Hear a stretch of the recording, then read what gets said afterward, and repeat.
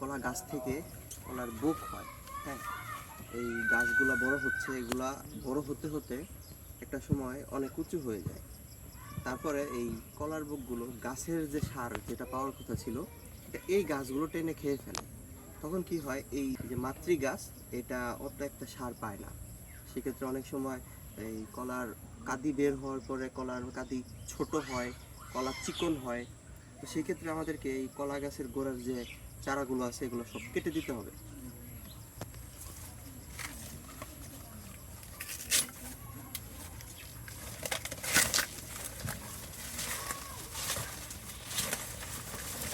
কেটে দিয়েছি। কেটে দেওয়ার পর এগুলোই আবার গাছের গোড়ায় দিয়ে দিব।